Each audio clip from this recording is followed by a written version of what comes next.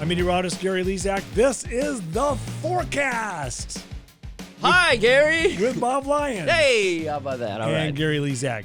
Thank you for watching and listening to this podcast on YouTube, and thank you for being a sponsor, Results Personal Fitness. Yes. Yeah, there it is. There's the show. Today. He brings them everywhere he goes. I know. How about that?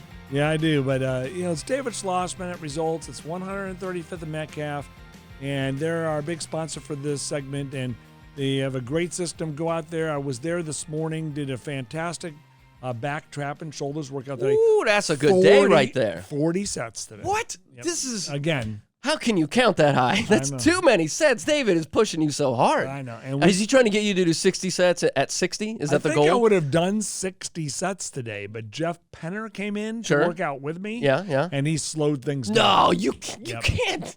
Did you just throw Jeff under the workout bus? He was, he slowed things down, and he was going over his diet with David Schlossman. Okay, that's fair. In between sets, and we were doing the same things. I had to wait on him a few times. I understand.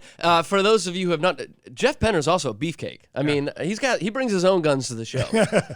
I feel like he's always wearing a suit. Like everybody at least gets to see you in the T-shirt. Well, Jeff is always very professional, and it's tough to tell that he's got concealed weapons under that suit. Because he goes to Results Personal Fitness. It's all David Schlossman. So thank you, David, and the whole gang over there. Results and Uphold Home, another sponsor. Yes. Fantastic concept as you go on to your golden years. Uphold Home. Uphold Home. You might as well stay at home. You can get the best fitness and doctor advice and stay at home instead of going into a home. It's a great premise. Good concept. So fantastic. I do like. All right. All right. Do you want? I mean, we took a little time off. Yeah. You want to tell the kind folks as to the how and the why? I went to Colorado for a few days, check it out, see how beautiful that place is. I haven't spent a lot of time out there since I've been retired. And then I went to Lake Tahoe, where they had 800 inches of snow this winter. It's an inconceivable amount of snow. You saw it. Did your eyes believe what you were seeing? I have never seen that much snow at lake level. Golly, man. There were cars buried underneath seemingly glaciers. Still? Yeah. Like how long ago was the snow falling? And it's still... well, it snowed again after I left. Of course it already snowed again. Of course. Because we're in the same pattern according to the LRC. Absolutely. The LRC model, the patent-pending model, predicted that winter out west. And so it's happening. Everything is still right on schedule. Yeah. And as a result, this pattern that's cycling through right now, we, with Weather 2020 and our model and system, our methodology and technology with the LRC, we made a product that's about 11 severe weather outbreaks long. Correct. In this PDF. Yeah. And the first 6 that we predicted have all happened. So we're 6 for 6. 6 for 6, folks. Right. And there was one possible miss so far. See, this is good. They're bringing out the humility in us. Well, they want to know, are there any misses? There's only been one. There's one miss. It is interesting. I liked that when you described it to me, you said, I considered including it in the risk assessment, but opted not to in the analysis. Well, in November, there was nothing in that part of the pattern, and I left it out even though there are, last week when we had some severe weather, right. The tornado warnings around St. Louis, that was not predicted. So it's not like we predicted one and it didn't happen. One happened that we didn't predict in that PDF. So we're 6 for 6 on our predictions, and one that happened that we didn't predict, if that makes sense. That does make sense. Yeah. But now as we go to the NFL week, we are predicting a severe weather potential again. Sure. We publicize this. Maybe it's going to include Kansas City. We know there's going to be 2 storm systems next week, and 2 storm systems are showing up. We're recording in the region. We're recording this podcast right before the NFL draft that happens to be in Kansas City. So the 2 storm systems that are going to show up around Monday and Tuesday, and then right around draft, are right on schedule. Breaking news. This is scary. The severe weather risk, though, might end up being south of here. We got to see how it sets up. Okay. So rain, a chance of thunderstorms, and there's this block forming up in the northern territories of Canada and Greenland that may make it too cool here I see. Because okay. we don't need 400,000 people to be outside with a tornado risk. That would be very unfortunate. Right. That'd be a spooky event. We just have to see how that sets up, but that's next week. But NFL is sort of the topic because we have the draft coming up in Kansas City. Well, real quick, I thought I hadn't seen. We were just talking about it. I'm going to bring this up because. What day? I don't even know the date today. The date that we're recording this. We had crazy storms here in the Kansas City area last night. The 20th. It's 20th of April as we're recording this. Today is the 420. Excellent. So it was fascinating, though. I was driving home late and looking up north. It just looked like the apocalypse was happening. Just lightning strike after lightning strike. And then you were sending me some videos of like tornado reports and some of the more extreme things that were happening in what, Oklahoma? Yeah, Oklahoma. Yeah. So that was why you're claiming this was 6 of 6 from severe weather. Not only that, here's an interesting LRC story. Okay, a friend of mine, I got a lot of friends in Oklahoma because that's where I started my career. I started at KWTV in Oklahoma City. I actually started at the PBS station there. Ended up being at KWTV because somebody said the F word on the air. Right. And so we've discussed that. Go a few episodes back. Gary will tell you that's about how it. I got my first job. But the helicopter for that station that I used to work at that was my former TV station. Whoa! Did you see that tweet? I did. Yeah. So I saw that video. Yeah. The helicopter got hit by a golf ball, the baseball size hail, knocked out the windshields. So I'm sure the damage to the helicopter. They did make it to the ground. They didn't crash. Okay. But the pilot was in a panic. Yeah, I mean, because I just was hearing the audio and it sounded, understandably, there was a lot happening. But a friend of mine lives in Oklahoma City, and 52 days before, on February 26th, remember this year's pattern is cycling about 50, 51, 52 days, 49 to 52 days roughly, maybe a little bit in that range.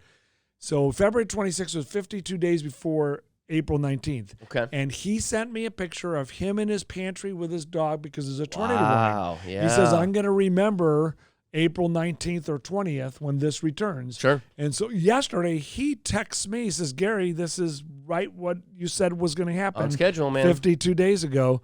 And he sent me another picture of his dog, and they had more tornado warnings, and this time they had significant tornadoes south of Oklahoma City. Wow. So can I ask the dramatic question? Yeah. I don't know. I feel like I'm pulling you too deep into drama territory, and you don't have to comment on it if you don't want to. I just wonder, that helicopter being in that situation, right?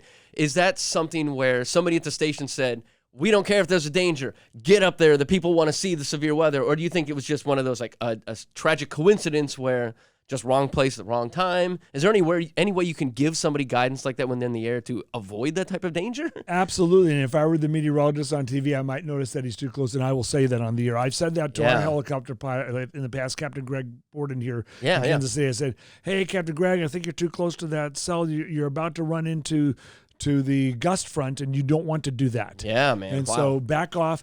So I'll try to do that as a meteorologist, but he knows he's one of the best pilots for this in Oklahoma, and he's been through storms before, but he was just too close for this situation. His curiosity got the best of him on that day. He should have noticed there was a potential of him getting into that hail shaft. Yeah. And he ran into those problems. But that's spooky, man. But he's landed safely, right? He landed safely, and 50 days from now, there will be another chance there. Oh, my gosh. Put it on the record. Yeah, it's already in our forecast. It's in our forecast. Gary shouts it all the time. So the NFL draft. That draft. Who knew, right, man? Okay. Here in Kansas City. I mean, very exciting. You're hearing all these experts. Just remember, no matter what the experts say, just go back to Patrick Mahomes. The experts did not think Patrick Mahomes was a first rounder. They thought that he has bad footwork and his techniques are flawed. He throws from all these weird angles, and who would have known that that would have translated great into the NFL? Well, Brett Veach knew. Very much so. Yeah. And so he saw like a next generation concept, I would say. Like oh man, I'm going to sound overly ridiculous here, like a ubiquitous, but it's like there was a necessary evolution of like an athlete in the quarterback position. And then you start to see some of the, because the highlights are absolutely the no-look passes and the this and the, it's crazy where quarterbacks had never really attempted that. And you wonder why. Was it fear of consequences of getting it wrong or what? Or if you're Patrick Mahomes, are you practicing that as a kid. It's something you do in the schoolyard, and you think I would never do this in a $1 billion game, and then you do. When he was with John Gruden in an interview before that NFL draft, okay? Yeah. John Gruden says, are you trying to show off? And he says he's not trying to show off, okay? It's the game he plays. He says he's just like, he sees the guy open, and wherever he's at, he throws it. He just happens to have that extreme talent. It's interesting because I would think if you're at that position, in that instant, are you thinking like they're paying me a lot of money to make sure that this ball goes where it's supposed to go? This might be too much of a gamble, right? Like I say the average quarterback. I don't mean that in like the pejorative. Like an average quarterback would probably go like, it's too risky. I'm not gambling on this throw right now. But the Patrick Mahomes in the world, they go like, it'll be fine. Even in college, though, his statistics showed a 40 touchdown to 10 interception ratio, something like that, or even better than that. He's always been smart. There was something special that he had that a lot of people did not see. So, again, pretty impressive. When you hear the experts talk about some players, they'll be right about some, they'll be wrong about others. And that's why our weather forecasts, when we're right most of the time, that's pretty good because these sports predictors are not very good. I mean, they're taking shots, and you do got to take shots. I mean, it's a risk-reward situation, I suppose. Right. And I don't know. We don't dare go over some of the number one draft pick busts over the years. Yeah. It gets a little screwy. But I guess the question here is, your old best friend Alex Smith, right? You're gonna bring that up? I mean, I feel like there is an Alex Smith-shaped elephant in the room. You look nervous. Are you nervous about this? Well, are you talking about his wife Elizabeth? Well, I feel like it crescendos to his wife Elizabeth. Well, right? how do you remember this memory? I remember you being somewhat of a critic of Alex Smith's abilities in the quarterback position while with the Chiefs organization. Is that a fair way of putting it? In some respects it is, but I always, I love every quarterback the Chiefs have ever had, including Alex Smith. Okay. Alex Smith was criticized for being a game manager. Right. He was an incredible game manager. He is one of the He would be one of the top 10 quarterbacks in the league, okay? Or Indeed, so each year, perhaps. He's more of a protector. I think if we're looking at it, too, from like a risk rewards, right? He was usually not into the idea of taking risks, right? He was more of a protector at the quarterback position, which is good. That is a skill. That is a great skill. Yeah, he just didn't take chances. That just wasn't his personality. But what had happened is he had got injured in a game. Indeed. And it was... who's the quarterback? The backup quarterback. He went to the Super Bowl with the Eagles. Come on, what's his name? I'm drawing a blank on his name. I'm trying to remember. The year was 2016. It'll hit me right in a second.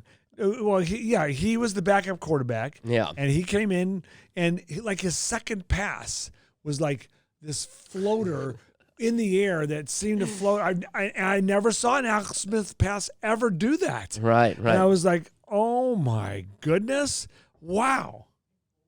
Yeah, Nick Foles, nice. Thank you. Ben with the win. Hey Nick, I am so sorry, buddy.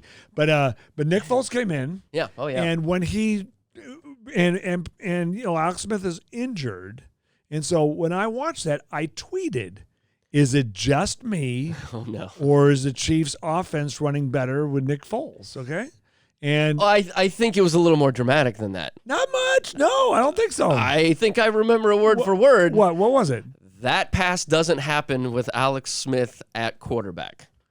Okay, probably. Okay, I mean, it has a little more of a dramatic twinge to it. And I might have said, is it just me or is the Chiefs' offense? It might have been in the same tweet stream. But it hit Elizabeth Smith, understandably, Alex's wife, hard. And she says, why don't you just stick to the weather? Indeed, okay. I've always had that my whole career. Of course. And I'm like, no, okay, I got my opinion. It's okay just to like have everybody opinions. else. Right. And I know sports pretty well. And then she said, because he's injured, he's like, I was offline, out of line, and so I got in this Twitter battle with her. Of course. And of course I was like, oh no, I'm in a Twitter battle with her, and I was respectful. I understood, but I didn't back down. But apparently this battle got to CBS News and ESPN, national news, and made it all to all the networks. And you can go Google quarterback's wife's or Alex Smith's wife's blast meteorologist, and I'll probably come up. So the year was 2016. I looked at it recently, too. I went back and checked it out. Oh, you went and looked this up? The comments. Oh, sweet baby Jesus, Gary Really? Lezak, the comments. Well, I don't you know if think I want comments are bad today. Like, really? Oh, my God. Were they against me or her? Most of them, I'd say, were against you when it made national news, because the framing of the national news made it sound like you were just like the second coming of the most evil human being on the planet. Right. So like it had all obviously been dramatized in just headlines. Every headline was like, like quarterback's wife eviscerates stupid idiot weatherman. It's just like, okay. So then obviously everybody just reads the headline and it's like, yeah, you should stick to the weather because you're a real stupid guy. Like, okay, man, cool. And so it's just like 80% of that, of everybody just having this very strong opinion about something they know very little about. I know. It's all in the presentation. Oh, I'm glad you did your research for this segment. I mean, you have to revisit your Lezak history. I know. It's pretty fun, man. But then a year or so later, Alex Smith comes out and does the Plaza lighting with me. Did he? I didn't know that. You didn't know that? No. What? He was the celebrity flip switcher. How did it go? And Patrick Mahomes and Kareem Hunt are sitting there off to the side watching, and I never met Patrick Mahomes, even though he's right there. Right. Because I was sort of obsessed with making sure Alex Smith had a good experience at flipping the switch at the Plaza lighting. And you got along. There was no elbows thrown. He saw the guns and he didn't go for it. So that's got to be it. Thank you, David Schlossman, for possibly saving Gary Lezak's life in that moment, so that he looked too intimidating and Alex Smith wouldn't fight him on stage at the Plaza I think lighting. Alex Smith could beat my ass if he wanted to. I was at the when the Ninja Warrior, right? The American Ninja Warrior came to Union Station here in Kansas City, and Alex Smith was the quarterback for the Chiefs at the time. And I knew somebody that got me tickets, so I was able to go to and view the taping of it. And a hush came over the crowd, and Alex Smith just walks through, like in front of the stands. Wow. Very, very nice, waving. I mean, his blue eyes were just hypnotizing. He just looked gorgeous and like was very kind and sweet, but an intimidating figure, no doubt. Like you see him on TV, and everybody in the NFL is huge. So he's you think a strong like, guy, but he was a big dude, and I mean, I was like, oh yeah, he has a presence to him, definitively. Right. But anyway, he did flip the switch, and so he did. It was just a little 3-yard pass to just pull that thing down. So he did No, you can't. He did complete that one. Oh, that's impressive. So, but anyway, he protected the switch. No, but man. seriously, he managed it. It was fun that night. His wife wasn't there. See, I did read a follow-up article too, and honestly, like Alex Smith, a follow-up article? It was hard. There were so many. You fall into just like a click hole of the drama. Oh no! And he was actually incredibly gracious in like his handling. He just kept saying, he's like, I play the game, so I don't take anything personally because I'm in there and I feel as though like I'm the one who's able to make something happen or whatnot. But I understand that like your loved ones are watching the game. And, there's a sense of helplessness because they're just viewing it. They're not in it. And he was injured when I did my tweets. And it is unfortunate. He had went out because of a concussion protocol. Yeah, well, I guess before concussion protocol. But he was definitely injured. It was not a great situation. Right. But your tweet wasn't necessarily about that. I think it's easy to mischaracterize. I was just doing what I do in all games. If you follow me on Twitter at @GLezak, you'll see. Got a lot to say. I comment. Ooh, this guy got a lot to say. But he was very gracious. He very he's like, my wife. She has a lot of emotions. Obviously, she's watched me play a lot of football. And I can understand why she feels that way. It doesn't bother me at all. Right. Anybody can say whatever they want. Yada, by the way, before Patrick Mahomes, my tweets about the Chiefs, negative tweets about the Chiefs, were probably before Patrick Mahomes, thousands and thousands of them. God. Since Patrick Mahomes, about a dozen. Built a How career can you criticize about that the guy? Chiefs. I mean, I can't. Do you realize I'm obsessed with Patrick Mahomes? You realize that? I would tend to agree. Yeah. I literally have watched the Super Bowl. I think it was my ninth time this week. Okay, my ninth time. That is insane. And I went back and watched the Cincinnati game. Yep, okay, sure. You forgot some of that game beforehand because they had to beat Cincinnati, and that was scary at times. No doubt. But my goodness, Mahomes, and then I've watched every single YouTube done on Mahomes by A, B, C, D, E, F, G, even high school kids. I mean, I've watched everything about him because I just can't. What's the end game here? I want to take in. We all have to stop and smell the roses. The Chiefs have been to 3 of the last 4 Super Bowls. They've had killer stat. 5 straight years. By all means. With the AFC Championship game at Arrowhead Stadium 5 years in a row. And thank God they beat Cincinnati. Thank goodness they beat Philadelphia, because now his records are 2-1 in the Super Bowls, 3-2 in the AFC Championship game. And there's some debate, okay? I watched... Debate? Who's debating? There's some debate on, if Mahomes would have played in the playoffs his rookie year, they would have gone again. We can't live in the past. I mean, it's a fair debate. It's a fun discussion to be had. But so there was a very disappointing loss there, as there was every year. Obsessed seems to be the proper characterization. To Alex Smith's credit, I was there at the Pittsburgh Steelers Chiefs playoff game where the Chiefs lost 18-16. Yeah, right. And the Chiefs were down 18-10, and Alex Smith drove the Chiefs down the field with 1.5 minutes to go, gets the touchdown. It's 18-16. He goes to a 2-point conversion, and he completes the 2-point conversion to tie it up at 18. The crowd was embracing. It was about as loud and as excited as Arrowhead Stadium has ever been. It was like epically crazy. But then I'm in Roger Goodell's booth, okay? You're in Roger Goodell. I was in his booth. That's a whole story. Yeah. And Roger Goodell goes, holding. That was holding. I'm like, and I'm embracing Tim Grunhart, myself, and this other person. There was only like 5 people in there. And we're like jumping up and down with the whole stadium. And then it was holding. They didn't get the 2-point conversion. It's 18-16. Then they're trying to stop Pittsburgh. Right. And it was 3rd down, and Roethlisberger goes back and throws one of those passes into the air that I never see Alex Smith do again. Okay, come on. I thought we were making nice. I'm just saying. Okay. It went into the air, and it landed in the Pittsburgh Steelers' arms. I was like, and that was because when you're at the stadium, you see the ball in the air, and that was it. But that 3rd down, that was probably the loudest Arrowhead Stadium ever was. And then, of course, it's silent. We all walk out there in dead silence. Oh, the pain kicks in, man. But since that moment, the Chiefs are the best team in the NFL. You got to experience that level of disappointment in the watchful gaze of Roger Goodell, huh? That's pretty cute. I was in the booth. Andy, my partner, and Andy's 4.5 years sober. Right. He had been drinking then. Okay? Sure. So I got invited by Tim Grunhart to go. He says, Gary, do you want to come up into commissioner's booth? And I said, sure. And he says, Bill Cowher's here too. Really? Yeah. So okay. So that's a party right there. So I said, Andy, you want to go meet Bill Cowher? And Andy's like, I want to meet Bill Cowher. And so, big fan, an existing fan? Yes. Okay. And so we left. We got up there. We ended up in the booth. We left when it was 18-10 and that drive was starting. So I got up into the booth when Alex Smith was driving down the field.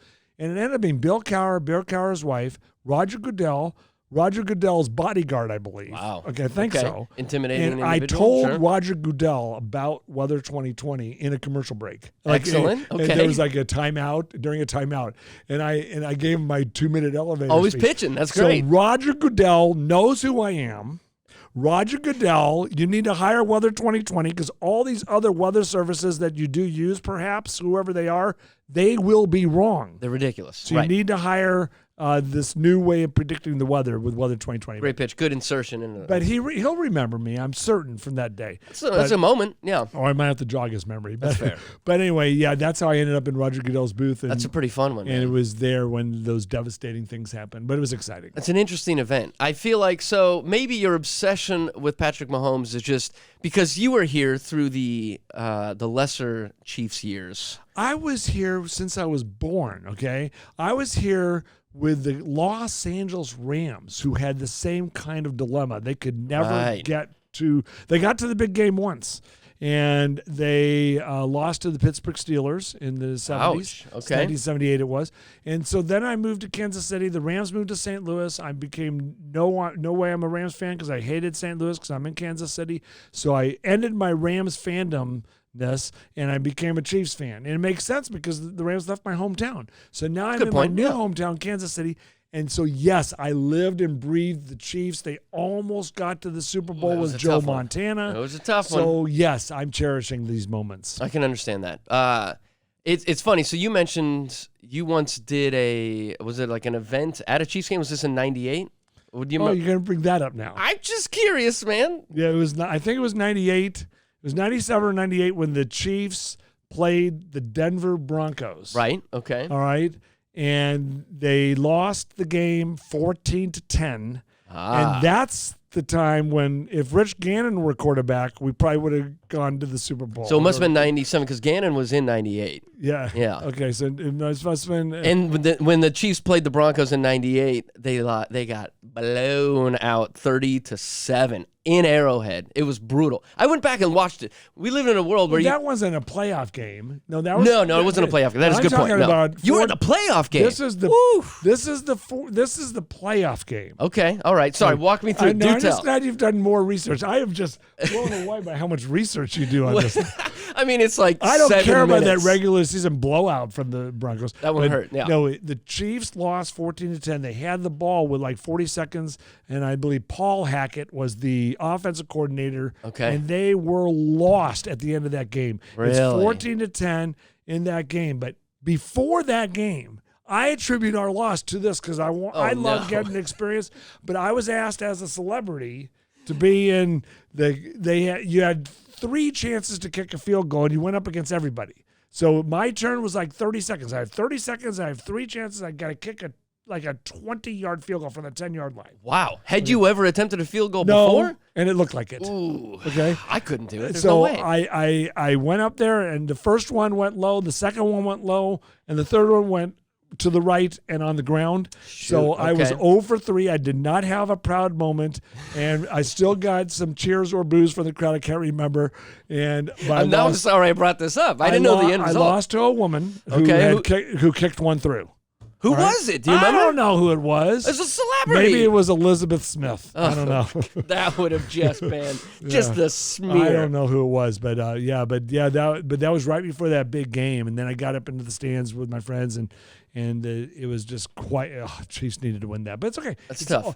All those losses. Wait, so you're attributing the Chiefs losing, to your inability to kick a field goal in 30 seconds? I was asked to do it, and I really like to get the game experience, but because there's a lot of pressure to go down on the field and do that stuff. I can't even fathom, man. Everybody assumes in the moment that they'll rise to the occasion, but how ridiculously difficult would that be? In football, I would be a really great receiver because I got really, really good hands. I can see that, sure. In basketball, I'm pretty good. With David Schlossman in your corner, you'll get there. That's right. There's still time. But I'm done playing sports. Oh, okay, fair. I'm sorry, but I'm not going to be. I'm not going to get on your intramural team, but I would be very good.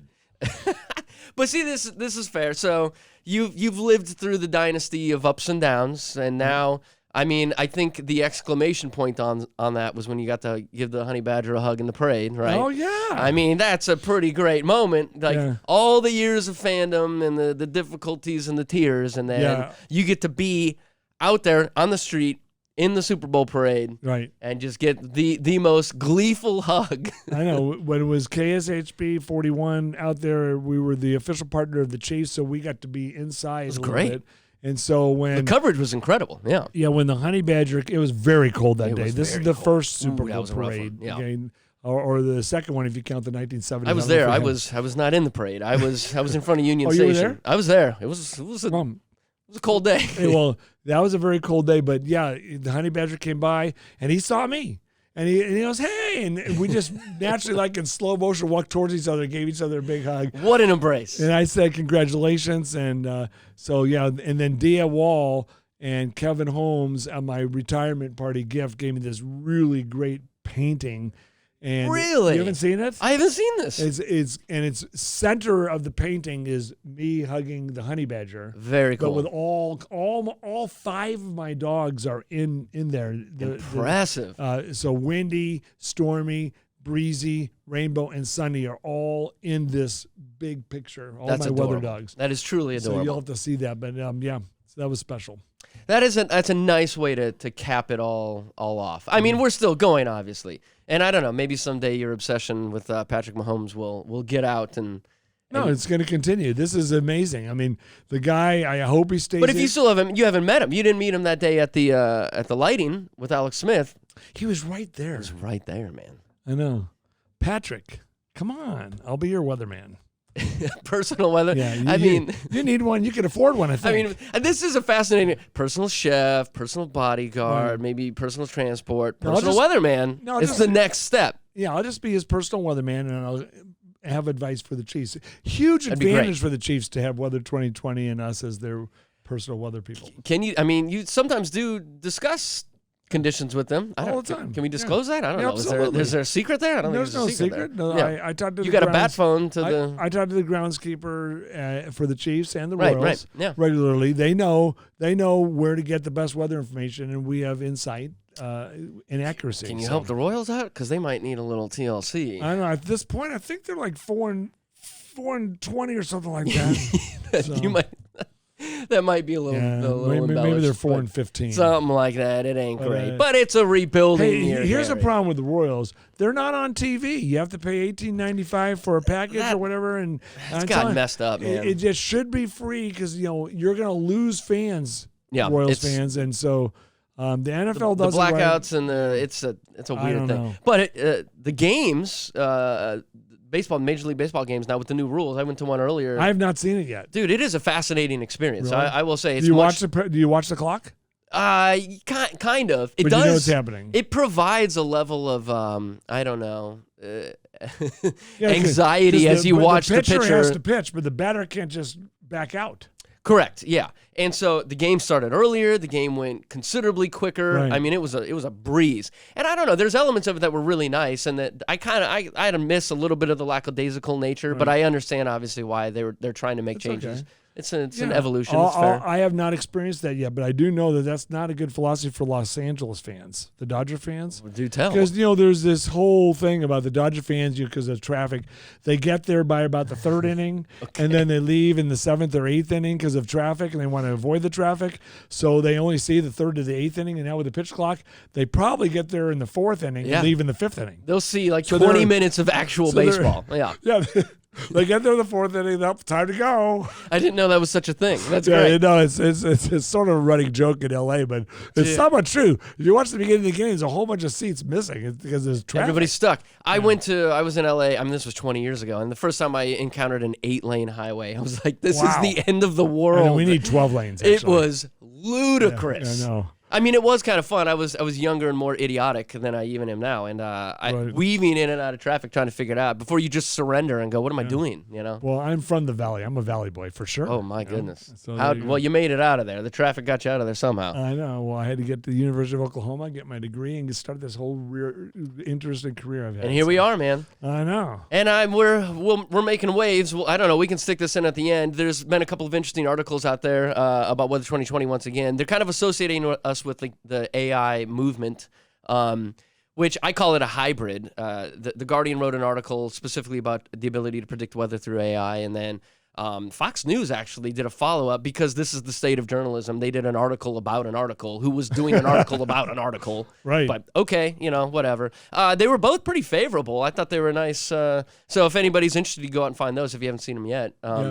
Guardian, I guess you just Google the Guardian and Weather 2020 maybe. Yeah, it's a pretty compelling headline of can AI predict the blah blah blah long range this and that, So it's basically an article with a bunch of questions and no answers. I've had some people say, "Gary, is this real? Can AI actually start predicting the weather like what we're doing already?" Right. Yeah. Because we have what's called HI. What define HI? Well, AI is artificial intelligence. Artificial. HI is human intelligence. Who could the human be? I mean, my gosh, you can actually predict the weather. Like we were predicting the NFL draft week, we know there's going to be 2 storm systems there that week. How do we know that? Because the pattern is cycling and we know it. I would amend that. Maybe we call it hybrid intelligence. Okay. Because we do have a computational intelligence, statistical intelligence, and human intelligence. So I feel like there's a good combination of. Let's call it HI. HI. And then people go, "What is that? Human intelligence?" Why are they talking about Hawaii all the time? It's hybrid. It's a hybrid. Hybrid intelligence. Yeah. H and A combined. Hybrid. And I think we're getting to the day because, I mean, you're retired. We can't rely on you forever. So I always say, this sounds malicious, but my goal... Am I dying or something? No, well, no. I mean, we're all dying. You can't rely on you forever, Gary. This is your last day. I mean, is it? Are you forecasting Gary, death? The day after you die, the discovery is going to be huge. Well, I'll tell you. I mean, that is the one thing. It's like death and taxes, the guarantees in life. So you can forecast that 100% accuracy. My goodness. Yeah, man. You're doing great. But yeah, I don't know. The goal is to render you obsolete someday. Yeah. I always say, like, the goal is I want to compete against your cycle identifications. And the day where we line up and I can go, Gary, just go hang out in the mountains or hang out on the beach and we got this. There's going to be an art and science to it for a long time. Sure, yeah. Intuition and weather forecasting, just go talk to farmers. A lot of them have this intuition where they've been out in the farm and in their fields for so long they sort of sense what's going to happen with the weather. So there's an art to the science. Well, this goes back to, like hybrid. The human senses from like sensing conditions. Conditions from a numerical standpoint only get you so far. Again, right now, because a lot of the limitations involve like, how do you measure these parameters? How exact are they? Where were they? Whatever. We've gone over this again. You go back in the podcast, whatever. But, so a lot of it is measuring those conditions and stuff. Humans standing there in the elements have a pretty decent sense of conditions. So absolutely. So, wow. We're hybrid, man. Amazing. But check those articles out. I thought they were kind of a nice little bump. You got hit up for an interview, but you were traveling. Yeah. And I didn't get a chance to submit. Do we have that information? I want to follow up with this person. She was very sweet. She said, "Let's connect." Yeah. All right. Well, do I have her contact? I think I forwarded it to you. You purposely kept it from No, I would never do this. Why is this an assumption? I don't know. The assumed maliciousness, Gary. No. I shared it, but you were on a plane and probably got lost in the atmosphere. But make sure, because I get a lot of emails. You do get a lot of emails. It's pretty impressive. Speaking of emails. What are we divulging? Oh my gosh. You just won $12 million in the global lottery. Wow, I knew we'd get funded somehow, some way. It was only a matter of time. Amazing. So anyway, all right. Well, I mean, I guess that's it. Go check those things out. And I mean, NFL draft. Are you attending any of the events? What's the scoop? I don't know yet. I doubt it. I'll probably watch it and take it in on TV. Yeah. It'd be weird recognizing the backdrop out there. I'm sure my former TV station, KSHB41, will be all over it. You can't pull those strings a little bit, get up behind the scenes? I don't know. I'm not Can you get me in there? No? Yeah. I don't know. Okay. I'm sure that I could call for some like former coworkers and get in. Sure, but you're not going to. Is that the implication? If I want to, but I don't think. I think I'll just take it in. That's fair. With the 10th pick of the 2017 draft, the Kansas City Chiefs take Patrick Mahomes. That's a beautiful moment. The trade up for him. Oh my gosh! And the rest of our lives have changed. Very much so. And for the better. For the better. Unless you're a Bronco fan or a Charger fan or. It was wild going back watching those games from '98 when they were just coming off. The Broncos were just coming off Super Bowl win, and they were just Shannon Sharp was in Arrowhead, and just talking trash to the. It's like it's funny to watch because it was a different era. Because like the lady was reciting word for word what he was saying, and he was like, y'all haven't paid the bills on this stadium. This is our stadium, and your checks are bouncing. And he was just talking trash to the crowd, and she's just like relaying it through the mic to the booth. And I was like, "Ooh, Shannon Sharp had that sharp tongue. He still does, obviously. He's in the business." Now Shannon Sharp is a huge Patrick Mahomes fan. How about that? He's a Bronco. How can you not be? It's gotta kill him. It's gotta kill him inside. But he knows greatness when he sees it. Exactly. You got to admire a great athlete. Yeah, I know. Regardless of the jersey they wear. So what else? We talk about anything else? I don't know. Who do you want to forecast in the draft? I don't know. What do you think? What do you heard? What are your Twitter fingers telling you? Are you going to trash talk someone? Are we going to start a new war? My expertise in sports is not in the NFL draft analysis. Okay, that's fair. I will do the analysis after the draft. We'll come back and analyze the Chiefs picks, and you'll see these grades of A, B, C, D, F.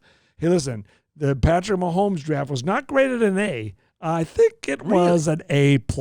All right, if you go back in retrospect. Expert analysis. So there's so many weird things that go into drafting. I did some. I don't know. Here's a little behind the scenes. I did some work with the Kansas City Royals for their amateur scouting software. Right. This was many years ago, and the things that I learned that go into assessing a player was shocking. Wow. Understandably so. When you start to see what gets recorded and what everybody cares about the most, you start to realize like, all right, this makes sense as to why, but it's not immediately intuitive into what, because everybody's like, they pitch hard, They hit well. Is it anything to do with hand size? I mean, hand size, whether you wear glasses or not, what medications you take. Wow. You know, I mean, what is your family like? Are your siblings and or parents athletic? Do they have a professional athletic history? Oh my goodness. And so from a statistical... All these things go into it?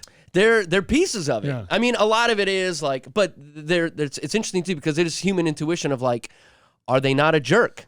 Wow. Like, and you have to put a number to that, right? Human intuition is HI also. Absolutely. Hybrid eye. We've really come up with Human something new. eye. We're blowing this wide open. Human intuition. Very much so. Hey, we don't do AI, we do HI. It's the HI, everybody. Don't tell them what it is. It's like the LRC. Amazing. It might be too ambiguous. We'll work on it. As we finish up this segment, again, this is brought to you by Results Personal Fitness. Stunning. I get results. I'm going to be 61 next week. 61? Yeah. Well, you look pretty good, man. I know. So thanks. I appreciate it. But so wait, what do we have a goal for 61? No. A fitness goal. But I have a forecast. Oh, hit me. I am forecasting in the next 15 minutes that my 2 dogs have to poop. Oh, and they're sitting out in the car while we're doing this podcast. I feel like there's an absoluteness to that forecast. I think we should do a segment with Rainbow and Sunny. I think we should do that. I'm into it. Let's do it. So they do all kinds of tricks. Sunny can catch a Frisbee with her paws. No, I've seen it. Stunning. Other dogs can't do that. It's a great skill. I taught her. I have a cat that catches toys in its paws. Oh my goodness! Does that count? Now, yes, it does, and now it makes me angry because I thought Sunny was so special. But you're like, Sunny's very special. I feel like you have a cat that can catch with its paws. Most cats do it by accident. Oh, okay. I think. I don't really know. I'm guessing, but I feel like Sunny's it's a learned skill. She does it on purpose. It's pretty great because your natural intuition is like grab it in your mouth, and she. Well, what I saw her once, and I saw her catch it with her paws, and I said, Sunny, pause. So every time we're playing fishing, she just catches it, and if I go pause, she knows exactly what to do. She sits and she goes, she catches it. Adorable. And she brings it down to the ground, and then there's some debate on whether it was a catch or not. Because it's like, did she have control? Because it does get You got to get Roger Goodell in the suite. I know, Call back to New York. Roger. Get a review. All right. That's a whole other subject for another time. That it is. I think all right, we man. need to wrap up. All right, let's wrap up. You're always kicking me out of here. I know. Understandably so. You're doing the right thing. I think so. We got other subjects to talk about. It's called The Forecast with Gary Lezak and Bob Lyons. It's still, I'm assuming it's still tiny. I haven't checked out the ground. I'm sure Ben's working on something very professional. We'll work on that. Yeah. Anyway, you should stop inviting me back. I think that's the answer. That's the real answer here. No, you're too fun. All right. We'll see you next week. Goodbye, everybody.